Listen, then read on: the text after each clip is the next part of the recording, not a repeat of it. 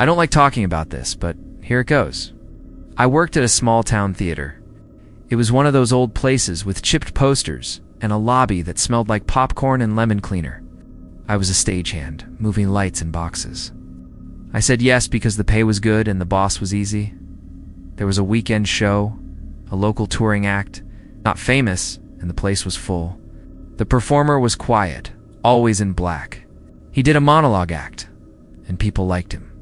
I met him a few times backstage.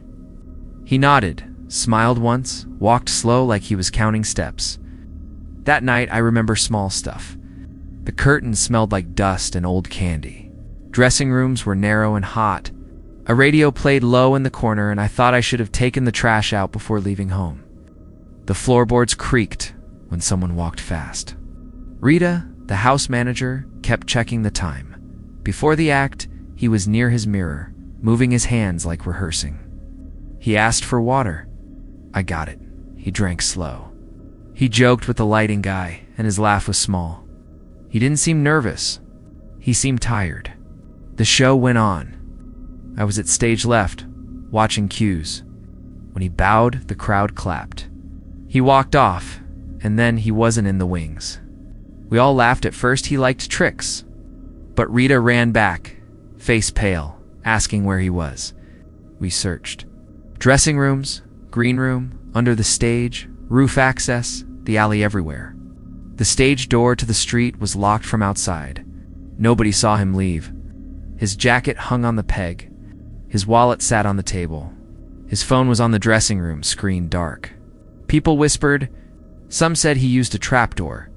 We checked it. It was closed. The police came and asked questions. Any enemies? Drugs.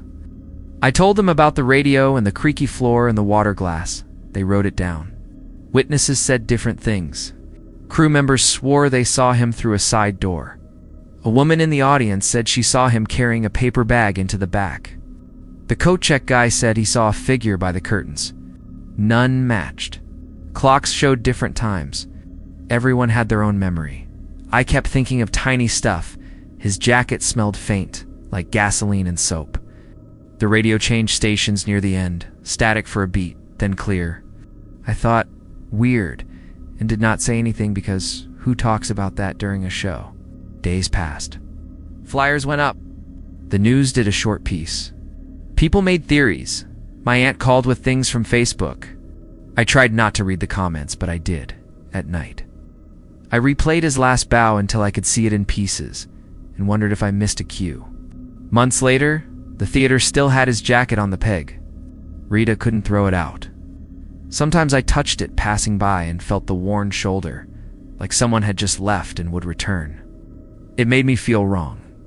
I sleep with a light on sometimes. I avoid the alley.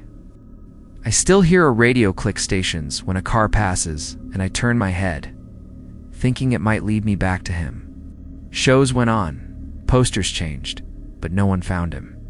I don't know what happened. Maybe he left. Maybe he didn't. I only know how it felt, how normal things stacked until they fell apart.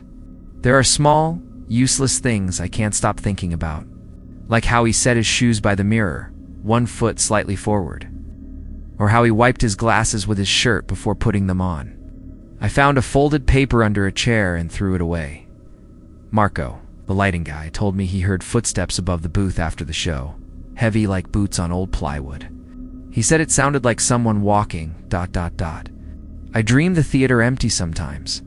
The mic is live and the house lights are down, and the radio in the corner keeps changing stations on its own. I wake up and check my phone even though nothing is there. Friends tell me to move on. I laugh to hide my hands shaking. It's just a missing person, they say, but they don't sound sure. Sometimes I drive by the theater and sit in the car just to watch the curtains. One night I thought I saw someone in the alley with the same slow step and black coat. I followed on foot and knocked at a door 2 blocks up. No answer. I stood there like a fool and went home. I still think about him. I wish I'd asked one more question that night. I wish I'd checked the door twice, but I didn't. I made tea, sat on the curb, watched the stars, and pretended it wasn't that big. The peg still holds his jacket.